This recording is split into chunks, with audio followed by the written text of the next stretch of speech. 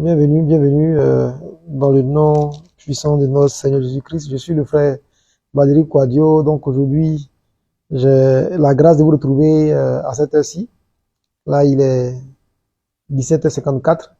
Donc, bienvenue. Là, je suis à Divo pour une formation, donc pour animer une formation pour le compte des clients, formation d'audit interne et autres. Donc voilà. C'est pour ça qu'on fait cet enseignement à cette heure-ci. Donc là, nous sommes à l'hôtel. Et j'ai la grâce de vous retrouver aujourd'hui encore pour notre temps d'enseignement. Et nous allons parler du cri de Jésus qui t'a libéré de la puissance des ténèbres. Amen. Et donc, j'espère que ce message te fera encore du bien, comme d'habitude. Et aujourd'hui, nous voulons aborder un thème assez intéressant. Désolé, je crois que là j'ai un appel sur WhatsApp d'un client. Donc voilà, bienvenue à toutes et à tous. J'espère que vous m'entendez bien, que le micro est bien connecté. Il pleut fortement dehors, mais bon, je crois que le Seigneur est fidèle. Donc là, nous parlerons du cri de Jésus qui t'a libéré de la puissance des ténèbres. Et ce soir, je crois que ce message que le Seigneur a mis dans mon cœur cet après-midi va t'apporter beaucoup de révélations sur qui tu es, sur ce que Christ a fait pour toi à la croix. Et donc, nous voulons encore bénir le nom du Seigneur pour ce qu'il accomplit dans nos vies. Et je veux prier avant qu'on ne puisse commencer. Seigneur, je veux bénir ton nom, te rendre toute la gloire et toute la puissance pour qui tu es. Merci pour ce message que tu déposes encore ce jour dans nos cœurs et nous croyons que cela apportera une grâce, une délivrance pour quelqu'un qui a besoin de découvrir son identité en Christ. Merci Seigneur pour les vies que tu libères au travers de ce message, au nom puissant de Jésus. Amen. Chers frères et sœurs, nous vous saluons dans le nom puissant de Jésus. Bienvenue encore à ce temps de rafraîchissement spirituel. Et donc, le thème, pardon, à force de parler toute la journée. Donc, le thème, c'est le cri de Jésus qui t'a libéré de la puissance des ténèbres. Donc, on va aborder 5 points encore aujourd'hui, notamment, on verra rapidement quelques définitions. On va essayer de découvrir pourquoi le cri, pourquoi la voix de Jésus a eu tant de puissance et a encore tant de puissance dans ta vie. Nous allons voir quelques exemples de la démonstration de la puissance de la voix de Jésus durant son ministère. Et nous allons essayer de comprendre pourquoi ce cri qu'il a poussé lorsqu'il était à la croix nous a apporté la libération, la liberté, la délivrance. Qu'est-ce que ce cri a provoqué dans le monde spirituel? Et enfin, 5e point, comment garder cet héritage qui nous a été donné à la croix par notre Seigneur Jésus-Christ. Amen. Et avant d'aller plus loin, je veux rapidement rappeler, laissez-moi vous rappeler les numéros. Donc ceux qui ont mon contact directement, vous pouvez me contacter Madame Quadio. Voilà, donc pour les demandes de prière, donc tout est gratuit. Tout est gratuit. Demande de prière, vous pouvez nous écrire ou nous appeler au 05 96 71 34 71. Donc 05 96 71 34 71. Nous sommes en Côte d'Ivoire, donc 225 devant. Un autre numéro, Kabashke Telebro Saba. Un autre numéro 05 46 38 53 11. Voilà, donc c'est les deux numéros. Donc si vous avez également envie d'apporter votre contribution à cette œuvre que nous sommes en train d'accomplir, si vous voulez contribuer à la diffusion de l'évangile, n'hésitez pas également à nous joindre à ce numéro-là. Amen. Donc, rapidement, nous allons prendre tous nos Bibles pour lire le texte de base. Donc, le texte de base est tiré de Matthieu chapitre 27, versets 45 à 53. Donc, je lis la parole de Dieu. Depuis la 2e heure jusqu'à la 9e, il y eut des ténèbres sur toute la terre. Et vers la 9e heure, Jésus s'écria d'une voix forte, Élie, Élie, lama sabachthani. c'est-à-dire, mon Dieu, pourquoi m'as-tu abandonné? Quelques-uns de ceux qui étaient là, l'ayant entendu dire, il appelle Élie. Et aussitôt, l'un d'eux courut prendre une éponge qu'il remplit de vinaigre et l'ayant fixé à un roseau, il lui donna à boire. Mais les autres disaient, laisse, voyons si Élie viendra le sauver. Verset 50, Jésus poussa de nouveau un grand cri et rendit l'esprit. Et voici, le voile du temple se déchira en deux, depuis le haut jusqu'en bas. La terre trembla, les rochers se fendirent, les sépulcres s'ouvrirent et plusieurs corps des saints qui étaient morts ressuscitèrent. Verset 53. Étant sortis des sépulcres, après la résurrection de Jésus, ils entrèrent dans la ville sainte et apparut à un grand nombre de personnes. Amen. Donc ici, on comprend clairement qu'il s'agit de la scène où Jésus-Christ a été crucifié et là où il devait rendre l'âme. Et on voit par la suite tout ce qui a été provoqué dans le monde spirituel, le monde des morts, suite à cette mort et à cette résurrection. Et c'est cela que je vais aujourd'hui te partager. Le thème, c'est le cri de Jésus qui t'a libéré, qui t'a délivré. La Bible nous dit clairement que le Seigneur Jésus-Christ, avant de mourir, a poussé un grand cri. Et juste après cela, il a rendu l'âme. Amen. Donc, en termes de définition, quand on prend la Bible, on essaie de voir la définition que donne la Bible, l'hébreu ou le grec, du mot cri. Donc, cri, en hébreu, en grec, ça nous donne le mot phone. Donc, téléphone, iPhone, ainsi de suite, voilà. Donc, c'est un son, un ton, donc des choses inanimées comme des instruments de musique, une voix, le son de la parole émise, parole d'un langage, d'une langue. En hébreu, le mot est un peu compliqué, mais cela signifie voix, cri, crier, demander, bruit, tonnerre, son, publier, parole, prier, dit, bêlement, instance, murmure, fait retentir, rugissement, clameur, chanter, gémissement, tumulte, pleurs, entendre, pétillement, ainsi de suite. Vous voyez que quand on retourne à l'hébreu, le mot cri a plusieurs significations. Et donc, on aurait pu penser entendre Jésus, pour ceux qui étaient là, crier, mais ce cri qu'il a émis était à la fois le bruit du tonnerre, c'était une parole, c'était une prière, c'était quelque chose qui publiait, c'était une déclaration, c'était beaucoup de choses. Amen. Et c'est cela qu'on va découvrir par la suite. Donc, deuxième point, on va essayer de voir pourquoi la voix de Jésus avait tant de puissance. Amen. Parce que le cri qu'il a poussé a déclenché des choses dans le monde des ténèbres. Donc, pourquoi la voix de Jésus avait tant de puissance et est-ce que cette puissance est encore disponible aujourd'hui? Colossiens 1, à partir du verset 12 au verset 19, on ne dira pas tout, mais nous dit en substance, rendez grâce au Père qui vous a rendu capable d'avoir part à l'héritage des saints dans la lumière. Verset 13, qui nous a délivrés de la puissance des ténèbres et nous a transportés dans le royaume de son Fils, du Fils de son amour, en qui nous avons la rédemption, la rémission des péchés. Donc, Christ nous a délivrés de la puissance des ténèbres. Amen. Verset 15 nous dit, il est à l'image du Dieu invisible, le premier-né de toute création, car en lui ont été créées toutes les choses qui sont dans les cieux et sur la terre, les visibles et les invisibles, les trônes, les dignités, dominations, autorités. Tout a été créé par lui. Verset 17, il est avant toute chose et toute chose subsiste en lui. Je m'arrête là. Amen. Donc, le Seigneur Jésus-Christ, la Bible nous décrit comme étant la parole, la parole qui a créé toutes choses. Et Dieu a créé le monde par la parole. Il a dit que la lumière soit. Donc, à la base, la parole a le pouvoir de créer. Et donc, Christ est la parole. Donc, Christ a en lui la capacité de créer. Et donc, lorsque Jésus parle encore à travers de nous, le monde des ténèbres ne peut que se soumettre. Parce que la Bible nous dit au verset 13, plutôt au verset 16, car en lui ont été créées toutes les choses qui sont dans les cieux et sur la terre.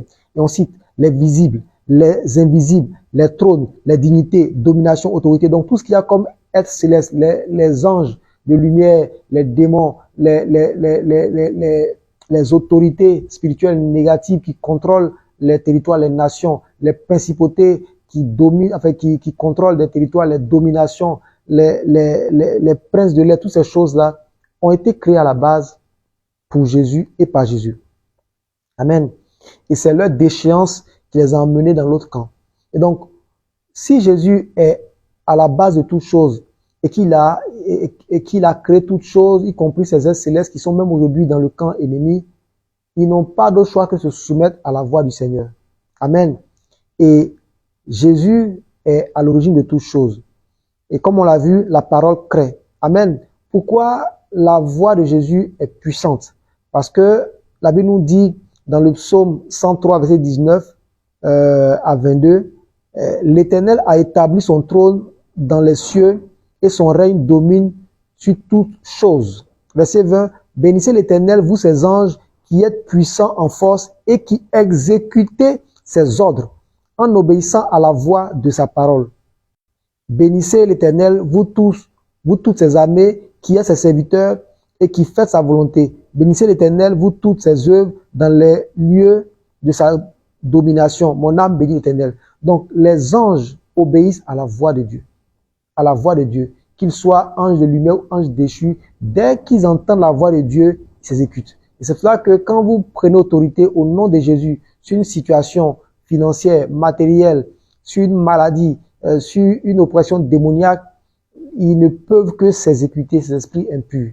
Amen. C'est pour ça que quand vous déclarez des paroles aussi de bénédiction de vie dans vos activités, dans vos affaires, dans votre maison, les anges exécutent ces choses-là. Amen. Et donc, la parole de Dieu est l'élément qui met en mouvement les anges. Et donc, frères et sœurs, voici une raison pour laquelle la voix de Jésus était puissante et elle est encore puissante. Rapidement, Jésus a autorité sur toutes choses. Et il le dit clairement. Il le dit clairement dans Matthieu 28, versets 16 à 17. Il dit, alors lorsqu'il revient du séjour des morts et qu'il voit les disciples, la Bible nous dit, verset 16 à 17, les 11 disciples allaient en Galilée sur la montagne que Jésus leur avait désignée. Quand il le vit, ils se prosternaient devant lui. Mais quelques-uns eurent des doutes. Amen. Amen.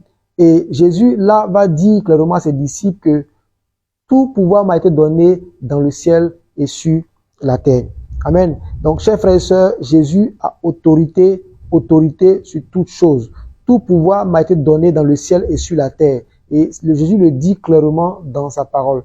Et donc, il a autorité sur toutes choses. Voici pourquoi sa voix était puissante lorsqu'il était dans la chair. Sa voix est encore puissante. Amen. Rapidement, Jésus nous dit lui-même dans Matthieu 6, verset 63 que sa parole est esprit et vie. Et je lis, c'est l'esprit qui vivifie, la chair ne sert de rien. Les paroles que je vous ai dites sont esprit et vie. Donc la parole de Jésus est l'esprit. La parole de Jésus crée. La parole de Jésus redonne vie à tout ce qui était mort. Et cela se manifeste aujourd'hui.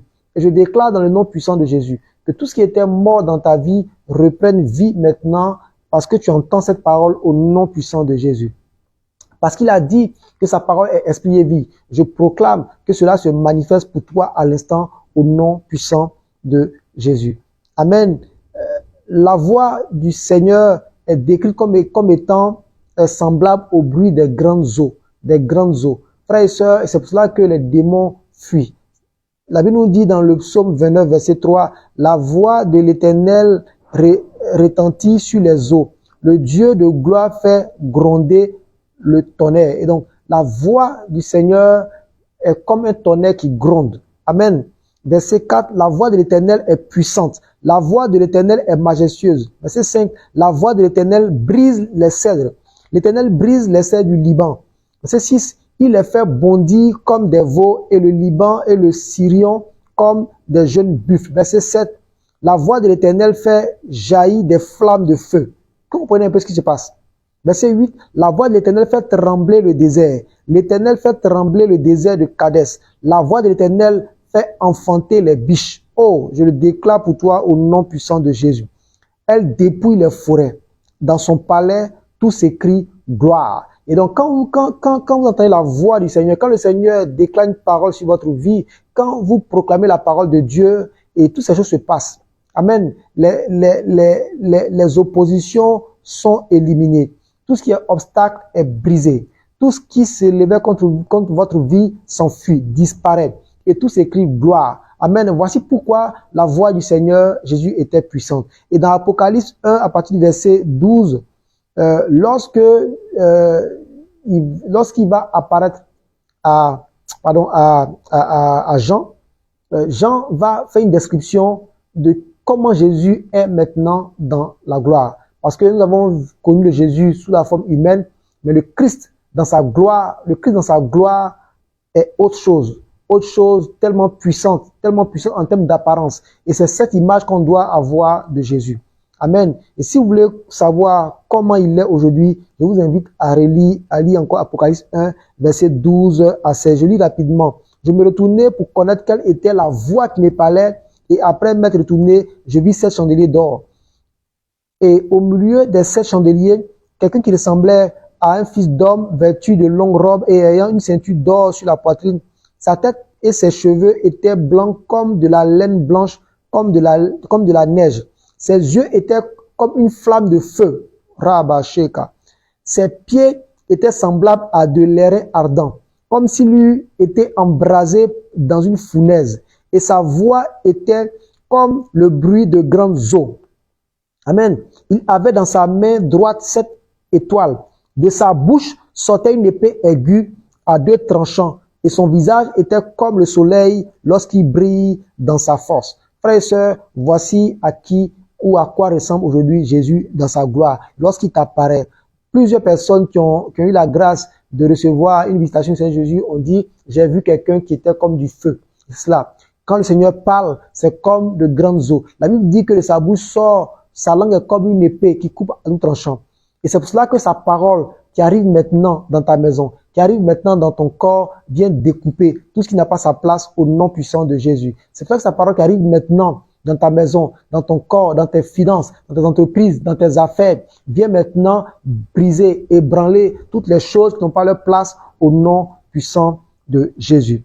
Amen. Donc voici quelques éléments de la parole de Dieu qui te montrent pourquoi la voix de Jésus est puissante et pourquoi elle était puissante au moment où il mourait et qu'est-ce que cela pouvait apporter comme bouleversement dans le monde spirituel. Troisième point, on peut voir dans la Bible quelques exemples de la démonstration de la puissance de la voix de Jésus. Comment Jésus a manifesté la puissance de sa voix. On peut le voir dans Jean 11, lorsque Jésus arrive devant la tombe de Lazare et qui déclare qu'il est la vie et la résurrection. Ce qui va se passer, c'est quoi? Jésus va demander qu'on note la pierre. Amen. Et je déclare en ce jour que tout ce qui était devant ta vie, devant tes finances, devant ta santé, devant tes entreprises, devant ta maison et qui t'empêchait de sortir, qui t'enfermait comme un mort, comme Lazare était dans cette tombe, cela est roulé, ôté maintenant au nom de Jésus. Il a dit donc ôter la pierre. Verset 43, je vais aller au verset 43 directement. Ayant dit cela, il cria d'une voix forte. Lazare sort, et le mort sortit, les pieds et les mains liés de bandes, et le visage enveloppé de linge. Jésus leur dit, déliez-le et laissez-le aller. Suivez bien. Jésus dit, Lazare sort. La Bible nous dit que le mort sort. Il sort, et les mains et les pieds liés de bandes, et le visage enveloppé. Ça veut dire que Lazare ne peut pas marcher. Mais la seule voix de Jésus a apporté la vie dans le corps de Lazare et l'a transporté pour le faire sortir de la tombe. Et c'est comme ça qu'aujourd'hui, la voix de Jésus que tu entends par la parole, parce qu'il dit que la parole est esprit et vie. Et je déclare que toute parole que je proclame maintenant, tout verset que je lis maintenant, qui montre la puissance de Jésus, va dans ta maison et te fait sortir de toute forme de tombe spirituelle au nom puissant de Jésus. Cette parole que tu entends va dans ta maison pour faire sortir tes activités de la tombe au nom puissant de Jésus. Pour toi qui es sous le coup d'une attaque spirituelle, cette voix que tu entends, cette parole que tu entends va te sortir à l'instant maintenant de toute forme de piège au nom puissant de Jésus. Merci Seigneur. Merci Seigneur. Oui, Jésus, ici, il démontre encore la puissance de sa voix dans toutes choses. Amen. Le Seigneur, ici, va, il va faire marcher Pierre sur l'eau. En réalité, Pierre a marché sur la parole de Jésus. Parce qu'il a dit, Seigneur, si c'est toi, ordonne-moi de venir à toi. Il dit, viens. Et donc, ce viens que Jésus prononce devient comme un tapis qui se met sous les pieds de Pierre. Donc, Pierre a marché sur la parole de Jésus. Pierre a marché sur la parole de Jésus. La parole de Jésus, mon frère, ma sœur, pendant que tu penses que tu marches dans des zones dangereuses, la parole de Jésus est capable de devenir aujourd'hui comme une forme de socle de bitume, une forme de fondation sur laquelle tu marches à l'instant au nom puissant de Jésus. Cette parole que tu entends, il a dit à Pierre, viens. Et le Seigneur te dit aujourd'hui, viens à moi. Et tu verras, mon frère, ma sœur, que ta vie va changer. Le Seigneur te dit, toi qui hésites à aller dans ce projet dans lequel il t'appelle, il te dit, viens. Et parce qu'il t'a dit, viens, et tu marches maintenant dans les sentiers de la justice au nom puissant de Jésus. Parce qu'il te dit, viens, il te dit, viens, ou il te dit, alors pars. Cette parole qui te dévance devient pour toi comme des eaux paisibles. Et tu marches dans les eaux paisibles. Tu marches dans les verts pâturages au nom puissant de Jésus. Oui, Pierre a dit à Jésus, Seigneur, nous avons lancé le filet toute la nuit, nous n'avons rien eu, mais sur ta parole, je jette mon filet. Et oui, Pierre n'a pas jeté ses filets dans l'eau, mais il a jeté son filet sur la parole de Jésus. Et la parole de Jésus a emmené le poisson. La parole de Jésus a emmené le poisson. La Bible dit qu'il y a eu une pêche miraculeuse. Ils ont envoyé une seconde barque, mais ils avaient du mal à récupérer tout le poisson qui avait été attiré par la parole de Jésus. Jette ton filet. Aujourd'hui, Jésus te dit, jette ton filet. Jette ton filet. Lance ton entreprise. N'hésite pas. Commence ce projet. Change ta vie. Marche avec moi et tu verras de grandes choses. La parole de Jésus est capable de t'apporter la paix, la sécurité, te guider dans l'abondance au nom puissant de Jésus. Dernier exemple, il y en a tellement. Dernier exemple, la parole de Jésus a été capable de mettre à terre l'esprit impur. La Bible nous dit dans Matthieu qu'il chassa les esprits impurs par sa parole. Et on voit ici, dans Matthieu 8 encore, versets 28 à 32, je ne lirai pas tout, on voit que Jésus va rencontrer ces démoniaques. Des gens qui traumatisaient cette contrée. Mais lorsqu'ils vont voir Jésus, ils vont entendre le bruit des grandes eaux. Parce que lorsqu'ils sont en face de Jésus, ils n'entendent pas sa voix, ils entendent le bruit des grandes eaux. Ils entendent le tonnerre. Donc tu dois croire que chaque fois que tu proclames la Bible, que tu lis la Bible, que tu pries, le monde des ténèbres n'entend pas ta voix. Le monde des ténèbres entend la voix de Jésus. Le monde des ténèbres entend le bruit des grandes eaux. Le monde des ténèbres entend le bruit du tonnerre. Mon frère, ma soeur, quand on parle de bruit des grandes eaux, imagine quand tu es au bord de la mer, que tu vois les vagues frapper le rocher. Imagine cela qui est amplifié. Amplifié et dans les oreilles des démons, des esprits impurs, de la maladie, de la pauvreté, des blocages. Imagine l'effet que ça fait. Et c'est pour cela que ces choses ne peuvent que se soumettre à la puissance de la voix de Jésus. Amen. Et donc, Jésus va se trouver en face de ces deux démoniaques et ils vont supplier Jésus. Verset 29, et voici ces crières. Qu'y a-t-il entre nous et toi, fils du Dieu? Es-tu venu ici pour nous tourmenter avant le temps? Jésus n'a rien dit. Mais le seul fait de le voir, ils avaient entendu spirituellement sa voix. Ils étaient tourmentés. Amen. Amen. Et ils disent, alors la Bible dit, verset 30, il y avait loin d'eux un grand troupeau de pourceaux qui paissaient. Les démons priaient Jésus, disant, si tu nous chasses, envoie-nous dans ce troupeau de pourceaux.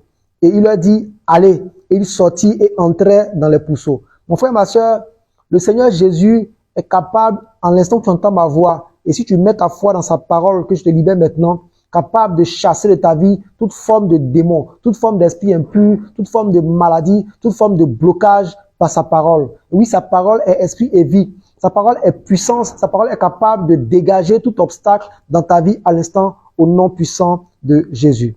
Amen. Quatrième point qu'on va voir, pourquoi le cri que Jésus a poussé à la croix nous a libérés. Frères et sœurs, analysons rapidement ce qui s'est passé selon ce qu'on a lu tout à l'heure dans Matthieu 27. La Bible nous dit, verset 51, voici, lorsqu'il a poussé le grand cri, la Bible dit, voici Le voile du temple se déchira en deux, depuis le haut jusqu'en bas. La terre trembla, les rochers se fendirent. Frère, ma soeur, quand Jésus a crié, qu'il a poussé ce dernier cri et qu'il a poussé son nez soupir, qu'il s'est endormi, il y a eu des choses qui sont passées dans le monde spirituel. Le voile s'est déchiré. Et cela symbolise quoi pour toi et pour moi, mon frère, ma soeur?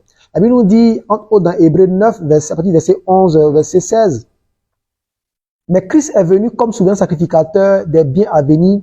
Il a traversé le tabernacle plus grand et plus parfait, qui n'est pas construit de main d'homme, c'est-à-dire qui n'est pas de cette création. Verset 12, il est entré une fois pour toutes dans les lieux très saints, non avec le sang des boucs et des veaux, mais avec son propre sang, ayant obtenu une rédemption éternelle. Donc Christ nous a ouvert une voie. La suite encore, quand on part dans Hébreux, Hébreux 10, laissez-moi trouver ce point rapidement qui va vous faire du bien. Laissez-moi trouver rapidement Hébreux 10, qui va vous faire du bien. Le Seigneur a fait des choses pour toi. Il a fait de grandes choses pour toi. Aujourd'hui, tu dois saisir de cet héritage. Tu dois arrêter de vivre au rabais. Oui, le Seigneur a fait de grandes choses pour toi. Arrête de vivre au rabais. Est-ce que je peux te partager aujourd'hui encore au travers de sa parole? Amen. Amen.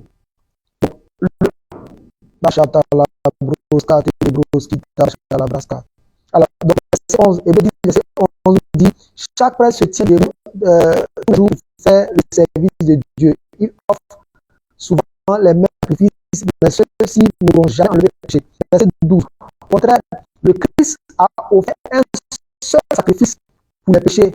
Il s'est assis toujours à la droite de Dieu. Maintenant, il attend que mettre ses ennemis sous ses pieds. Avec une seule offrande, il a rendu parfait toujours tous ceux qui sont libérés du péché. Frère, ma soeur, le Seigneur, nous dit encore dans la Bible nous dit, frères et sœurs chrétiens, nous sommes sûrs de pouvoir et librement dans les terres saints parce que Jésus a répandu son sang. Verset 20, il a ouvert pour nous un chemin nouveau et vivant à travers le rideau du temps, c'est-à-dire à travers son corps humain. Jésus a ouvert une nouvelle porte. Il a ouvert la porte de ton frère, ma soeur, pour que tu sois en communion avec Dieu. Donc, Jésus se crie, que le voile se déchire, mon frère, ma soeur, il vient ouvrir pour toi. Il voit que tu sois en communion directe avec ton Dieu. Parce qu'il est assis, il est le médiateur entre les hommes et Dieu. Voilà un des éléments que le Christ de Jésus a pu créer pour toi. Il a libéré du péché et il a ouvert la porte, une porte de communion avec Dieu. Sans que tu n'aies plus d'intermédiaire entre Dieu et toi. Tu donnes des sacrifices d'animaux, de boucs, de sang, tu n'as qu'à parler à ton Dieu.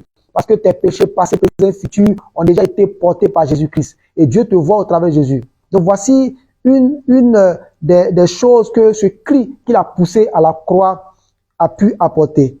Amen. On continue de décortiquer au verset 52. La Bible nous dit, les sépulcres s'ouvrirent et plusieurs corps des saints qui étaient morts ressuscitèrent. Étant sortis des sépulcres, après la résurrection de Jésus, ils entrèrent dans la ville sainte et apparut à un grand nombre de personnes. Amen. Vous savez, quand je lis ce passage, je comprends finalement les 3 jours qu'on a observés avant de constater le tombeau vide. C'était 3 jours pour l'homme. Mais Jésus, quand il a poussé le cri, a accompli automatiquement ce qu'il fallait faire. Amen. La Bible nous dit que les sépulcres, donc les tombeaux se sont ouverts. Cela marque la délivrance, marque le fait qu'il est allé dans les tombeaux, il est allé dans les profondeurs pour sortir ta vie. Ta vie qui était enchaînée par la sorcellerie, qui était enchaînée par les décrets sataniques, qui était enchaînée par les décrets territoriaux, qui était enchaînée ou emprisonnée par un décret prononcé sur le lieu que tu habites. Jésus est allé te délivrer à l'avance. Et la Bible nous dit dans Éphésiens 4, verset 7 à 10, Mais à chacun de nous, la grâce a été donnée selon la mesure du don de Christ. C'est pourquoi il dit, étant monté en haut, il a emmené des captifs et il a fait don aux hommes.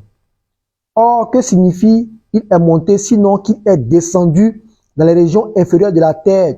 Celui qui est descendu, c'est le même qui est monté au-dessus de tous les cieux afin de remplir toutes choses. Christ, en poussant ce cri, est allé dans les profondeurs des ténèbres pour sauver ta vie. La Bible dit qu'il est monté avec nous. Il est assis avec nous dans les lieux célestes. Et ce passage est repris également dans le psaume 68, verset 19, une prophétie qui avait été faite. Et Christ l'a accompli pour toi. Amen. Colossiens 1, verset 13 nous dit qui nous a délivrés de la puissance des ténèbres et nous a transportés dans le royaume de son Fils, du Fils de son amour, en qui nous avons la rédemption, la rémission des péchés. Jésus-Christ, en poussant ce cri, est allé dans les profondeurs des ténèbres, est allé dans les tombes et est allé te chercher. Et il t'a transporté dans son royaume.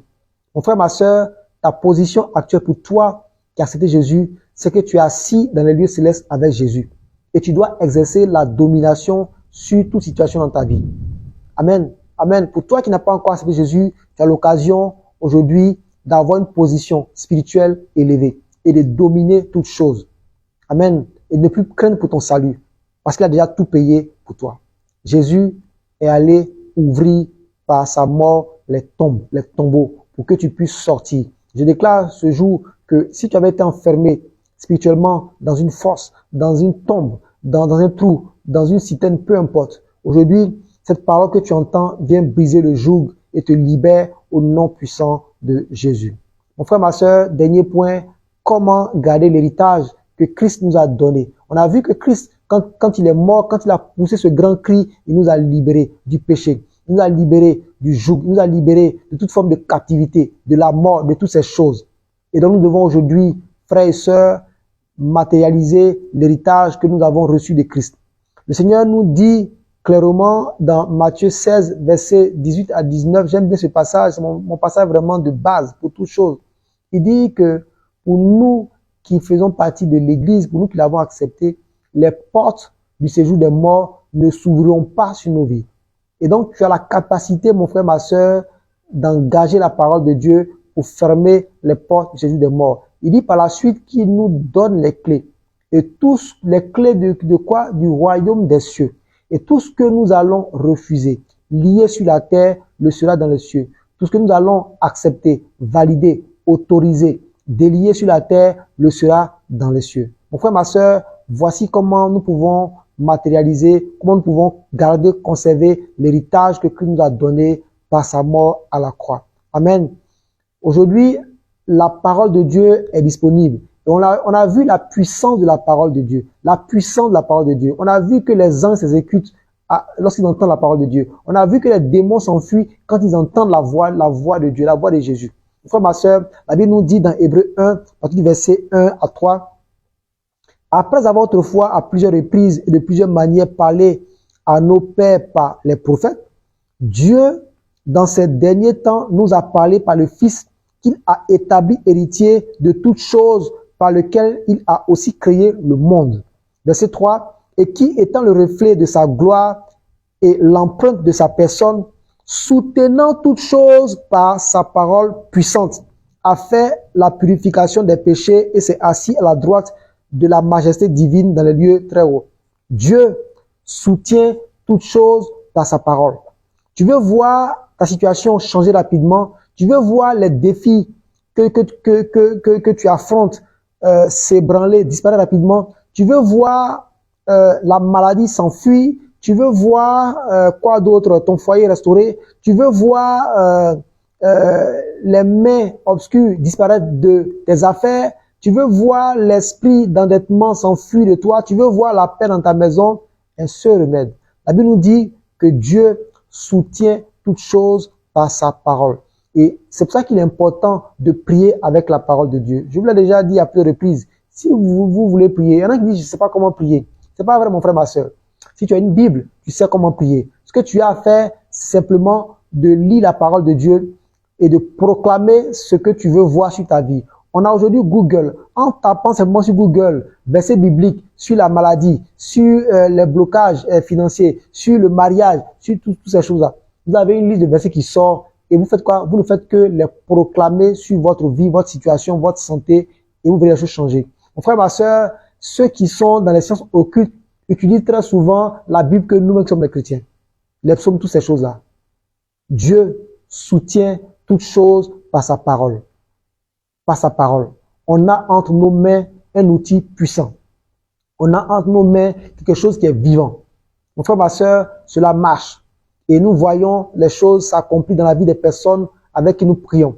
On peut voir des personnes frappées d'un AVC, dans le coma, avec qui nous prions au téléphone. La personne est inconsciente, on prie avec son conjoint. 2-3 jours après, la personne sort de là intacte, sans séquelles, jusqu'à aujourd'hui. Ça, c'est la parole de Dieu, parce qu'on a proclamé. Des personnes qui sont malades, incapables de se lever, paralysées, on prie systématiquement, la personne se lève, quelques jours après, elle peut marcher sans problème. Ça, c'est des choses qu'on voit se faire. Récemment encore, on l'a vu. Parce que Dieu soutient toujours par sa parole. Et ce soir, je vais prier pour toi. Je vais prier pour que cette parole que tu as entendue soit ancrée en toi.